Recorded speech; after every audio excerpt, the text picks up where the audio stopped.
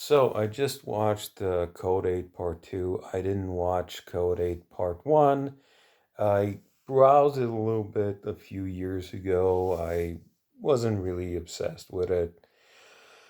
Code 8 Part 2 is about a guy leaving prison, not really talking to the guy from the first movie, played by two cousins. Uh, the guy from Arrow, Oliver Queen, and the guy from the Tomorrow People. The guy from the Tomorrow People, I think he has a problem with typecasting because he tends to always play the same exact character, like kind of stupid dude, like attractive, blah blah blah. Um, Yeah, they're playing against the type of character that you would expect them to play in a movie. Like Oliver Queen is not Oliver Queen in this movie. The guy from the Tomorrow People is not the guy from the Tomorrow People in this movie. Speaking as someone who has only watched this movie and not the original, like there it's abundantly clear that there's a whole relationship between these two people, and they're simultaneously willing. Oliver Queen is the guy. Stephen Amell is simultaneously like likable yet an asshole, yet likable, yet an asshole because he's like at this exact like level of balance where it's like a little bit more and he would be like a straight up villain, a little bit less and he would be like an anti-hero, but he's at this exact point of balance where I think a lot of adults who understand how the world works would really relate to him. But at the same time, he's spoiling the fix to all the problems of the main two characters. The movie does have a problem of not having enough characters, not having a B plot, but for what it is, it's a decent movie. It's not a bad movie. It's a surprising, like, knowing these actors from other works, I'm surprised at the type of acting that I'm seeing. Like, I'm surprised that the guy from the Tomorrow People can actually act. I'm not giving it a glowing endorsement because of the lack of a B plot.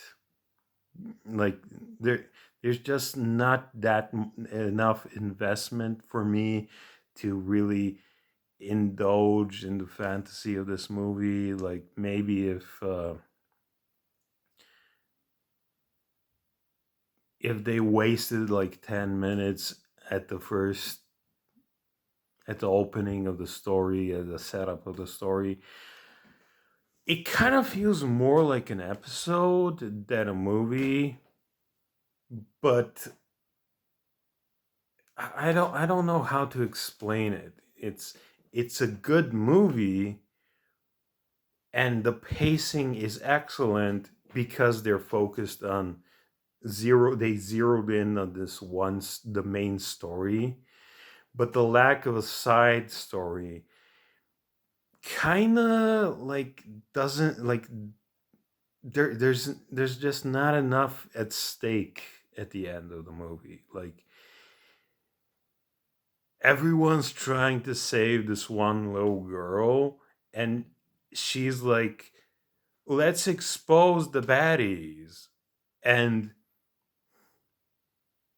the hero from the first movie is like, let's expose the baddies. And Oliver Queen is like, we can't expose the baddies. We need leverage on them to maintain like things being good. Things are not perfect right now, but things are better than the first movie. And I'm sorry, but even though Oliver Queen is kind of like at the edge of being a full-on baddie in this movie, like he's right. He's right. Like they should have just killed the bad guy. Like at the end of the day, like Oliver Queen, the Stephen Amell is right in this movie. And it just because the little girl is the only person they're protecting, and it just there's no stakes. There's no stakes. That's the problem with it. When you have a B plot, you have stakes. You can add stakes through the B plot. It's a decent movie to watch, but it's not the full movie experience you might want to get out of something like this, right? There's not enough characters, there's not enough of a B plot to it to make you really feel the stakes. It's just the main, like, microscopic focus on the plot. It's a straight up story. It's a decent story, and I liked it.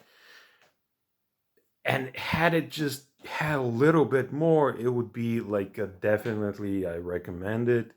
But for now, it's just like if nothing else is on, watch this. It's not a go out and immediately watch this. Like there's like a bunch of different, like any number of list of crime movies that are gonna be a little bit better.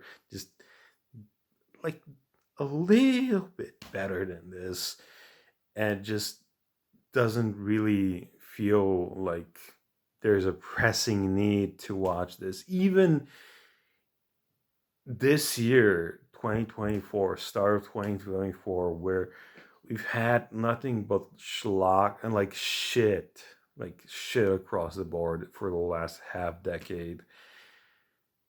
There's just not enough meat to it to like really justify a recommends. But the execution is exception. It's very very good with limited resources, and I really liked it for what it is. So it's a thumbs up if you want to watch it, but it's a thumb in the middle if you want to know if it's worth watching. It's just this level of balance where like there's something lacking to make it a full recommends, because we've all seen like a million different movies that are like this, but because they have more stakes, like there's more of a point to watch them than this movie. Like you can watch, I don't know, like the 1997 movie Sarah, which is about crime, and it's like what if the romance from Godfather Part 3 but done well.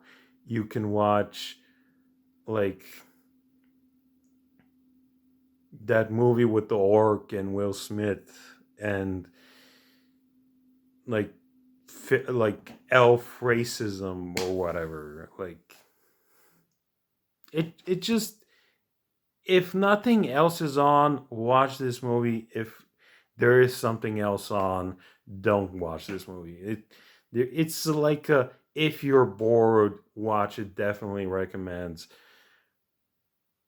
but there's just not enough of enough stakes to it to really recommend it. Like, it's missing that one little, like, uh, maybe two more characters to up the stakes. I don't know. It's a little bit too economical in its storytelling.